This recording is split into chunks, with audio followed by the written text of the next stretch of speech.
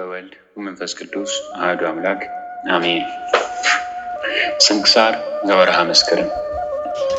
አንድ አምላክ በሚሆን በአብ በወልድ በመንፈስ ቅዱስ ስም መስከረም 25 በዚች ቀን ታላቅ ነቢይ ዮናስ አረፈ። ይህም እውነተኛ ነቢይ ዮናስ የሲዶና ክፍል በምትሆን ስራጵታ በምትባል አገር ለምትኖር መበለት ልጇ የሆነ ነቢይ ኤልያስን ከሙታን ለይቶ ያስነሳው ኤልያስንም ያገለገለውና የትንቢት ጸጋ የተሰጠው ነው። ከዚህ በኋላ ስሙ ከፍ ከፍ ያለና የተመሰገነ እግዚአብሔር ወደ ነነዌ አገር ሂደህ አገራችሁ እስከ 3 ቀን ድረስ ትጠፋለች ብለህ አስተምር ብሎ አዘዘው። እግዚአብሔርም ይህም ባለው ጊዜ ዮናስ በልቡ እንዲህ ብሎ አሰበ። እግዚአብሔር ሊያጠፋቸው ቢወድ ኖሮ ሂደህ አስተምር ብሎ ባላዘዘኝ ነበር። እግዚአብሔር መሐሪ ነውና ሲምራቸው እኔ በእርሱ ዘንድ ሐሰተኛ ነቢይ እንዳልባል እፈራለሁ። ከቶ ትምህርቴን አይቀበሉኝም ወይም ይገርሉኛል። ወደዚያች አገርም ሄጄ እንዳላስተምር ከእግዚአብሔር ፊት ብኮበልልና ብታጣ ይሻለኛል። ወንድሞች ሆይ ከፈጣሪው ከእግዚአብሔር ፊት ለፍጡር ማምለጥ ይቻለዋልን? ይህስ ዮናስ የእስራኤልን ልጆች ከሚያስተምሩ ነቢያት ውስጥ ሲሆን ይህን አያውቀውምን? ነገር ግን እግዚአብሔር በረቀቀ ጥበቡ ይህን አደረገ እንጂ የዮናስ በዓሣ አንበሪ ሆድ 3 መዓልት 3 ሌሊት አድሮ መውጣትን መድኃኒታችን በመቃብር ሆድ 3 መዓልት 3 ሌሊት አድሮ ከዚህ በኋላ ከሙታን ተለይሶ ለመነሳቱ ምልክት ይሆን ዘንድ ነው። ዮናስም ከዓሣ አንበሪ ሆድ ያለ ምንም ጥፋት እንደወጣ እንዲሁ መድኃኒታችንም ያለ መለወጥ ተነስቷልና። እንዲሁም ሆነ። ከእግዚአብሔር ፊት ዮናስ ሸሽቶ ወደ ተርሴስ አገር ሊሄድ ተነሳ።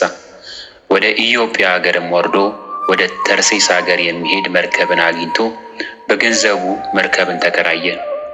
ከእግዚአብሔር ፊት ኮብልሏልና ከእነርሱ ጋር ወደ ተርሴስ ይሄድ ዘንድ ወደ መርከቡ ወጣ። እግዚአብሔርም ታላቁን ነፋስ ወደ ባህር አመጣ። የባህሩ ማዕበል ከፍ ከፍ አለ። መርከባቸውም ሊሰበር ቀረበ። ቀዛፊዎችም ፈርተው ወደ ጣዖቶቻቸው ጮኹ። መርከባቸውም ይቀልላቸው ዘንድ ገንዘባቸውንና ዕቃቸውን አውጥተው ወደ ባህር ጣሉ። ዮናስ ግን በዚያን ጊዜ ወደ ከርሰ ሐመሩ ወርዶ ተኝቶ ያንኮራፋ ነበር። መርከቡንም የሚቀዝፍ ቀዛፊ ወደ እርሱ ወርዶ ምን ያስተኛል? እንዳንሞት እግዚአብሔር ያድነን ዘንድ ተነስተህ የፈጣሪን ስም ጥራ አለው። ይህች መከራ ያገኘችን ስለማናችን ኃጢአት እንደሆነ እናውቅ ዘንድ እርስ በርሳቸው ኑ ዕጣ እንጣጣል ተባባሉ። በተጣጣሉም ጊዜ ዕጣ በዮናስ ወጣበት። እርሱም ይህች መከራ ያገኘችን በማናችስ ኃጢአት እንደሆነ ንገረን። አንተስ የምታመልከው ምንድን ነው? ከወዴትስ መጤህ? አገርህ የት ነው? ወዴትስ ትሄዳለህ? ወገንህስ ማን ነው? አሉት። ዮናስም እኔስ የእግዚአብሔር ባሪያው ዕብራዊ ነኝ። ፈጣሪም ምድርና ሰማይን ባህሩንና የብሱን የፈጠረ እግዚአብሔር ነው አላቸው። እነዚህም ሰዎች ታላቅ ፍርሃትን ፈርተው ምን አድርገሃል አሉት። እርሱ ነግሯቸዋልና ከእግዚአብሔር ፊት ኮብልሎ እንደሄደ እነርሱም አወቁት። ባህሩ ይታወክ ነበርና ታላቅ ማዕበልም ተነስቶ ነበርና ባህሩ ይተወን ዘንድ እንዲህ ምን እናደርግ አሉት። ዮናስም አንስታችሁ ወደ ባህር ጣሉኝ፣ ባህሩም ይተዋችኋል። ይህ ታላቅ የማዕበል ሞገድ የመጣባችሁ በእኔ ምክንያት እንደሆነ አውቃለሁና አላቸው። ባህሪቱም ትታወካለችና ማዕበሊቱም በእነርሳቸው ትነሳለችና እነዚያ ሰዎች ወደ ምድር ሊመለሱ ወደዱ፣ ነገር ግን ተሳናቸው። ሁሉም አንድ ሆነው ወደ እግዚአብሔር ጮኹ። አቤቱ ስለዚህ ሰው በእውነት ልታጠፋን አይገባህም። አቤቱ እንደወደድህ አድርገሃልና የጻድቅ ሰው ደም አታድርግብን አሉ። ከዚህ በኋላ ዮናስን አንስተው ወደ ባህር ጣሉት። ባህርም ድርጓዋን ተቀብላ ጸጥ አለች። እነዚያም ሰዎች እግዚአብሔርን ፈሩት፣ ለእርሱም መሥዋዕትን ሰዉ፣ ስለትንም ተሳሉ። እግዚአብሔርም ታላቅ ዓሣ አንበሪን ዮናስን ይውጠው ዘንድ አዘዘው። ዮናስም በዓሣ አንበሪ ሆድ 3 መዓልትና 3 ሌሊት ኖረ። ዮናስም በአንበሪው ሆድ ውስጥ ሳለ ጸሎትን ጸለየ። ከዚያም በኋላ በነነዌ አገር በኩል የዓሣ አንበሪ ዮናስን ወደ የብስ ምድር ተፋው። የእግዚአብሔርም ቃሉ ዳግመኛ ወደ ዮናስ መጣ። ቀድሞ አስተምር ብዬ እንደነገርሁ ወደ ታላቂቱ የነነዌ ሀገር ተነስተህ ሂደህ አስተምራቸው አለው። ዮናስም እግዚአብሔር አስተምር ብሎ እንደነገረው ተነስቶ ወደ ነነዌ ሄደ። ነነዌ ግን ለእግዚአብሔር ታላቅ አገር ናት። በዙሪያው ያለ ቅጽሯም ከበር እስከ በር ድረስ በእግር የ3 ቀን ጎዳና ነው። ወደ ከተማም ሊገባ ደርሶ የ1 ቀን መንገድ ሲቀረው ነነዌ እስከ 3 ቀን ትጠፋለች ብሎ አስተማረ። የነነዌ ሰዎችም በእግዚአብሔር ቃል አመኑ። ጾምንም እንጹም ብለው አዋጅ ነገሩ። የክት ልብሳቸውንም ትተው ማቅ ምንጣፍን ትልቁም ትንሹም ለበሱ። የነነዌ ንጉሥም ይህን ሰምቶ ከዙፋኑ ተነሳ፣ ልብሰ መንግሥቱንም ትቶ ማቅ ለበሰ፣ በአመድ በትቢያ ላይም ተቀመጠ። ሰዎችም ቢሆኑ ከብቶችም ምን አይብሉ፣ ትልልቆችም ትንንሾችም አይጠጡ፣ እንስሶችም ወደ ሳር አይሰማሩ፣ ውሃም አይጠጡ ብሎ አዋጅ ነገረ። እግዚአብሔርም ከክፉ ሥራቸው እንደተመለሱ አይቶ በእነርሱ ላይ ያደርገው ዘንድ ከተናገረው ክፉ ነገር ተመለሰ። በእነርሱ ላይም ክፉ ጥፋትን አላደረገም። ዮናስም ጽኑ ሐዘንን አዘነ። ወደ ፈጣሪውም እግዚአብሔርም እንዲህ ብሎ ለመነ።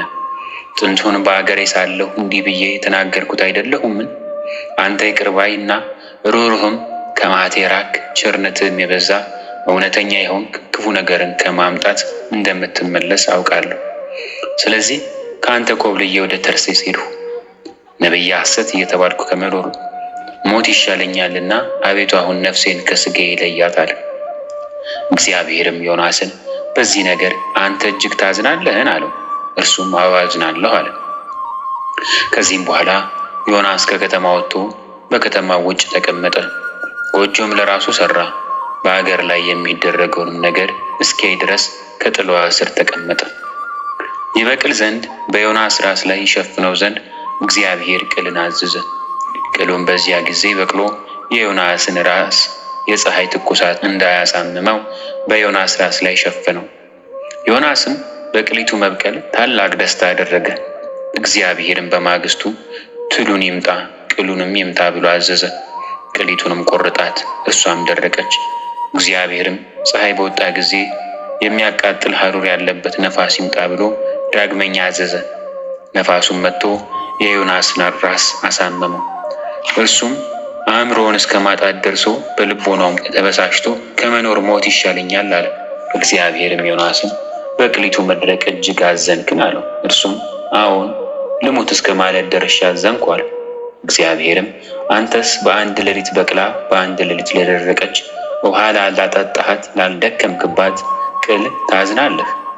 ቀኝና እግራቸውንም ላለዩ ለ12,000 የሚበዙ ሰዎች እንዲሁም ብዙ እንስሶች ላሉባት ታላቅ አገር ለሆነች ነነዌ እኔ አላዝንምን? ከበደሉ ተመልሶ ንስሐ ለሚገባ እኔ መሐሪና ይቅር ባይ ነኝና አለው።